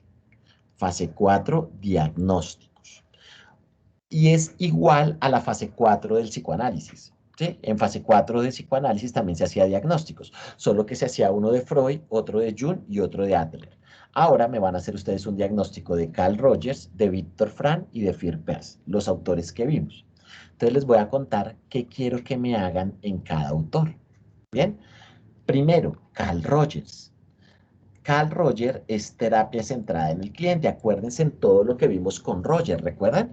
Que Rogers hablaba de que hay que centrarse en la solución y no en el problema, que hay que permitir que la persona tome sus decisiones, terapia centrada en el cliente, que él solo ve las cosas buenas. ¿Recuerdan que ese era Rogers? Entonces, todo eso que nosotros vimos en una clase, todo eso está resumido en 3 punticos. Usted me va a hacer un diagnóstico rogeriano que va a tener 3 puntos. Primero, me va a identificar en qué contextos no. Me va a decir en qué contextos no. En qué contextos no se presenta el dilema existencial, ¿recuerdan? En qué contextos no se presenta el dilema actual prioridad alta y en qué contextos no se presenta el motivo de consulta. Me va a decir en qué contextos no se presenta. Siguiendo con este ejemplo, en qué contextos no se presenta la relación conflictiva con el papá, que era el dilema existencial. En qué contextos no se presenta la agresividad, que era el dilema actual prioridad alta. En qué contextos no se presenta el consumo de cigarrillo, que era el motivo de consulta de este paciente cuando llegó. ¿Sí? ¿En qué contextos no se presentan esas cosas? ¿Recuerdan? Terapia centrada en la solución. Aquí no es hablar del problema, sino cuando el problema no se presenta. Me va a decir en qué contextos no se presenta y por qué en esos contextos no se presenta. Entonces, no, la relación con el papá no se presenta generalmente cuando el paciente está trabajando, porque está ocupado y no tiene mucha interacción con el papá, no sé qué, pero generalmente en las fechas familiares, como el Día del Padre, el 24, cuando lo ve, sí, o sea, la presencialidad es lo que los altera. En la distancia se sienten bien uno con el otro, o sea, ¿por qué no se presenta? Entonces me va a decir en qué contextos no se presenta cada uno de esos. En qué contextos no se presenta el dilema existencial, en qué contextos no se presenta el dilema actual prioridad alta y en qué contextos no se presenta el motivo de consulta. Después de eso, usted me va a hacer una descripción detallada. Me va a hacer una descripción detallada de todos los recursos personales que tiene su paciente, ¿sí? Como que es líder, tiene una alta tolerancia a la frustración, tiene buenas habilidades comunicativas, es inteligente, todas las cosas que usted le vea, recursos, las habilidades que él tenga, las competencias que él tenga y las redes de apoyo que él tenga para poder resolver su dilema existencial, su dilema actual prioridad alta y su motivo de consulta. Entonces usted me va a hacer un listado de todas las cosas buenas y redes de apoyo que tenga su cliente. Entonces me va a decir, mire, el cliente tiene una alta tolerancia para la frustración y eso le puede ayudar con el dilema de la agresividad, pero también está orientado a superar el tema del cigarrillo y se siente motivado con eso y la motivación es alta, pero también cuenta con una mamá y un hermano que lo apoyan en la resolución de estos problemas, pero también desde hace 6 meses tiene una novia y la novia también lo está ayudando a que pueda perdonar a su papá y que también el consumo de cigarrillo baje. Entonces, usted me va a contar todas las cosas buenas que tiene su paciente como persona y en sus redes de apoyo para afrontar sus problemas. Acá yo no necesito que ustedes me pongan debilidades. Si alguno me pone debilidad, quedó mal ese diagnóstico, porque Carl Rogers no se centra en eso. Entonces, si usted me pone acá, pero el paciente es impaciente, pero tiene altos niveles de estrés, no me sirve. El paciente tiene una expareja que le baja del ánimo, no nos sirve. Porque Carl Rogers tiene una mirada muy positiva de los otros y se quiere centrar en cuando el problema no se presenta y se quiere centrar en las habilidades que tiene el cliente para salir adelante, no en los defectos. Eso no sé si esté bien o mal, pero es la mirada muy de Carl Rogers. ¿Vamos hasta ahí? Sí, profe. Muy bien. Y en tercer lugar, me va a contar cuáles son las estrategias que ha pensado el cliente y que usted como psicólogo también le puede ayudar a pensar cuáles son esas estrategias que se han pensado hacer para resolver de manera eficaz el dilema existencial, el dilema actual prioridad alta y el motivo de consulta. ¿Sí? ¿Cuáles son esas estrategias que se han pensado para resolver el problema? ¿Qué ha venido pensando el cliente para resolver su dilema existencial? O sea, la relación con el papá. ¿Qué ha venido pensando para resolver el dilema actual prioridad alta? O sea, la agresividad. ¿Qué ha venido pensando para resolver su motivo de consulta? El consumo de cigarrillo. ¿Qué ha venido pensando? ¿Sí? Porque eso es terapia centrada en la persona. ¿Recuerdan? Respetar al otro y identificar cuáles son esas estrategias que el otro ha pensado hacer. Entonces usted me va a hacer tres cositas. Primero me va a contar en qué contextos no se presentan los dilemas y el motivo de consulta. Luego una descripción detallada de las habilidades y redes de apoyo que tiene su paciente para resolver estos problemas. Y tercero, las estrategias que su cliente ha pensado para resolver dilema existencial, dilema actual, prioridad alta y motivo de consulta. Todo eso es un diagnóstico rogeriano. ¿Les quedó claro? Sí, profe. Ok. Sí, Luego profe, me sí, van sí. a hacer un diagnóstico desde Víctor Fran y la logoterapia. Recuerda que con Víctor Fran hablamos de los eventos cumbre, generativos y deficitarios, de que toca hablar del problema, pero toca hablar del problema desde un sentido del aprendizaje, que él nos habló de la espiritualidad, toda esa vaina. Pues todo eso que yo dije en una clase se resume en tres punticos. Su diagnóstico logoterapéutico debe tener tres puntos. ¿Listo? El primero es que usted me va a explicar cuáles son esos eventos cumbre, sobre todo los deficitarios, cuáles son esos eventos cumbre, va a pensar en el dilema existencial que usted escogió, en el dilema actual prioridad alta, va a pensar en todo eso, dilema existencial, dilema actual prioridad alta, en los eventos cumbre difíciles que ha tenido su paciente y me va a decir cuáles de ellos el paciente sí ha logrado, con cuáles de ellos el paciente sí ha logrado procesarlos cognitivamente. O sea, cuáles de esos dilemas, de cosas difíciles que su paciente ha vivido, ya están en el plano cognitivo. Y me argumenta la respuesta. Entonces me dice, mire, el paciente, la muerte de la abuelita a los 8 años es una cosa que el paciente ya logró aprender de esa experiencia por esto. El dilema existencial, que es la relación conflictiva con el papá, él ya ha venido entendiendo digamos, algunas cosas de eso, le ha venido dejando algunos aprendizajes, él ya es más consciente de, entonces me va a contar cuáles son esos eventos que el paciente ya logró procesar cognitivamente. ¿Sí? ¿Cuáles de esos ya logró procesar cognitivamente? Luego me va a decir cuáles son esos eventos cumbre, ¿sí? Esos dilemas existenciales o ese dilema actual prioridad alta que el cliente no ha logrado procesar cognitivamente, que no ha logrado procesar cognitivamente, es decir, que todavía están en el plano emocional. No, mire, la terminación con la ex de hace 6 meses, esa todavía no lo ha logrado procesar, él todavía se mueve muy descriptivamente, todavía se mueve desde el dolor cuando lo habla, ¿sí? Entonces me va a decir qué eventos ya logró procesar cognitivamente, ¿sí? De los más importantes de su vida, qué eventos no ha logrado procesar cognitivamente y están en el plano emocional. Y en tercer lugar, me va a hacer un análisis detallado del área espiritual de su cliente. Para esto le va a servir el punto anterior porque ya lo tiene.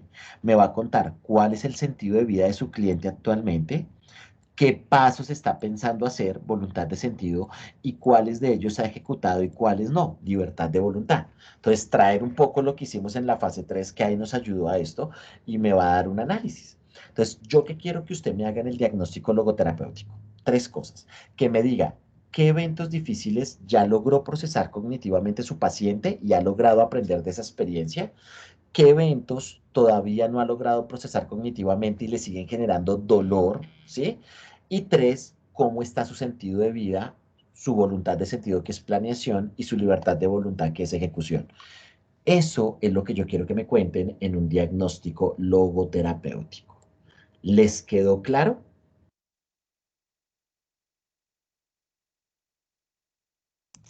Sí, profe. En ese último punto de la logoterapia, que es lo que pusimos en la fase 3, es explicarlos cada uno. No, ya no tan O, detalle, sí, porque ya o lo s- hicieron, sino como sí, a eso nivel es no general, tan- como actualmente el sentido de vida del paciente es crecimiento personal, él ya tiene una planeación en diferentes áreas de ajuste, sí, particularmente ok. personal, no sé Mm, qué, hay unas consecuencias que él ya identificó y ha empezado a ejecutar algunos de esos pasos, sí, o actualmente no ha empezado a ejecutar casi ninguno, demás, así, como también muy, ok. porque ya atrás yo también lo logro ver. Que Entonces, sea muy puntual. sí, yo ya lo logro ver. Entonces, vamos en logoterapia. Y finalmente, para el día de hoy, finalmente, me van a hacer el diagnóstico de FIRPAS, creador de la Gestalt. Si alguno de ustedes no ha visto la clase del sábado, esto le va a sonar un poquitico en chino, pero cuando vea la clase va a entender. Y si ya la vio, pues aquí va a entenderlo. Usted me va a hacer tres cositas de FIRPAS. O sea, toda la clase del sábado se resume en tres cositas.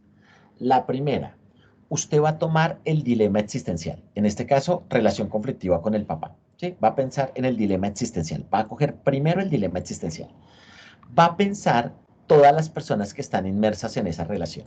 Entonces, no sé, el dilema existencial es conflicto con el papá, pues ahí está mi papá, estoy yo, pero también está mi mamá que ha quedado triangulada, pero también mi hermano porque pues nos ha visto pelear, o sea, todas las personas que han estado inmersas en la situación. Y luego de eso va a analizar cuáles de los 5 pasos que vimos el día sábado en la gestal, cómo están esos 5 pasos frente al dilema existencial. Los 5 pasos es si el cliente está tomando decisiones o qué decisiones ha tomado frente a esa situación. Entonces, no sé, pensemos que yo tengo una relación conflictiva con mi papá, pues yo he tomado decisiones, alejarme, gritarlo cuando peleo con él, enfrentarme, yo he tomado decisiones. Luego me va a contar si yo me he responsabilizado o no de esas decisiones. Entonces digo, no, pero es que no soy yo, es que es él el que nunca me llama, pero es que es él el que empieza a gritarme y yo ya no me aguanto. Entonces yo manejo el locus de control externo ahí. Me va a contar si yo ya empecé a pedir perdón o no con las personas que yo he lastimado con ese dilema. ¿Sí? Entonces, sí, yo ya le pedí perdón o no, si ya he empezado a hacer reparación de daño. ¿Sí? Eso lo van a entender cuando vean el video, si yo empecé a hacer reparación de daño y si yo ya he obtenido algún tipo de perdón o no por las personas que he lastimado. Entonces, pues ya la mamá lo perdonó por haber enfrentado a su papá, pero su papá todavía no lo ha perdonado, ¿sí? Él ya ha hecho procesos de reparación de daño de esta forma, no ha hecho reparación de daño. Entonces, usted va a coger el dilema existencial y me va a analizar esos 5 pasos. ¿Qué decisiones ha tomado? Si se ha responsabilizado o no, si ya ha pedido perdón, si ha reparado el daño, qué han hecho los otros después de reparar daño, si lo han perdonado o no, me va a contar eso. Luego de eso va a coger el dilema actual prioridad alta, ¿sí? Dilema actual prioridad alta, que en este caso sería agresividad, y van a hacer exactamente lo mismo. Van a pensar qué personas están implicadas y me va a contar los 5 pasos de la gestal, ¿sí? Qué decisiones ha tomado frente a la agresividad, si se ha responsabilizado o no, si ha pedido perdón, si ha reparado el daño, todo. Y luego va a ser lo mismo, pero con el motivo de consulta, que en este caso acá era consumo de cigarrillo. Entonces, ¿qué personas han estado inmersas? Entonces, solo él. Entonces, perfecto. ¿Qué decisiones él ha tomado frente a eso? Si él se ha responsabilizado de esta situación, si él mismo se ha pedido perdón, si él mismo se ha empezado a reparar por todo el daño que se ha hecho con esa conducta. Entonces, van a analizarme todo esto a partir de los 5 pasos que vimos. Entonces me van a coger dilema existencial, dilema actual prioridad alta y motivo de consulta y me le van a analizar los 5 pasos. Y eso sería un diagnóstico gestáltico. ¿Cómo lo ven?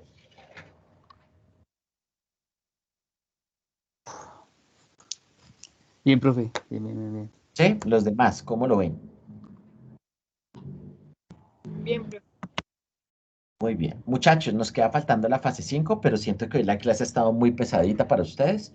Entonces, en 8 días, yo en 10 minuticos les termino de explicar la fase 5 y ya arrancamos con el último tema, que es el modelo conductual cognitivo. Pero bueno, cuéntenme cómo se van hoy con esta formulación. ¿Difícil?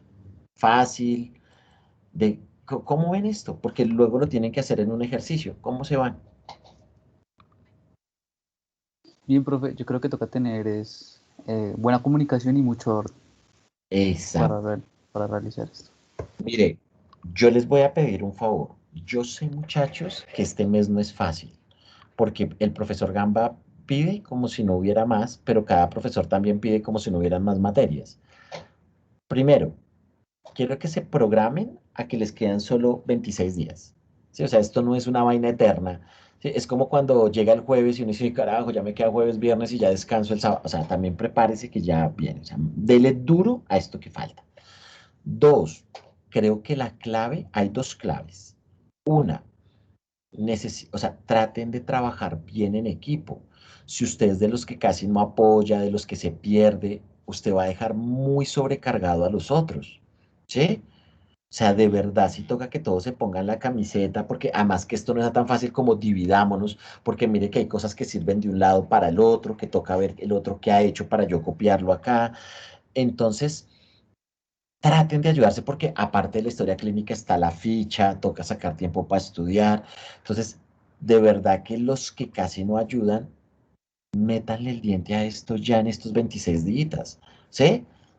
Concéntrense todos porque es que si solo quedan dos o tres compañeros sobredemandados, ¿sí? Y ellos tienen que hacer su trabajo, pero aparte revisar lo de los otros, pero aparte corregir, la gente va a entrar en crisis porque es que hacer formulaciones genera estrés. ¿Sí? Ya se van a dar cuenta, hacer formulaciones agota, aburre, no crean, todo esto agota, Juan. Y tener que hacer tres formulaciones, ya llevamos dos y nos falta una del conductual. Entonces, traten de ayudarse entre todos. Y tercero, esto, muchachos, vayan adelantando, no se queden con todo. Ejemplo, ya deberían haber arreglado el consentimiento informado, si tenían cosas que arreglar. Ya deberían tener arreglado la historia clínica, con todo lo que yo les mandé. Podrían empezar a hacer la formulación psicoanalítica, ¿sí? Y ya podrían empezar a hacer la formulación humanista, porque solo nos falta la última parte, pero todo lo demás ya está. O sea, ya pueden empezar a hacer cosas, no dejen todo porque mire que esto se les empieza a apretar, ¿sí? O sea, y este mes que va toda, y el 24, o sea, en 20 días ya me tienen que entregar todo esto.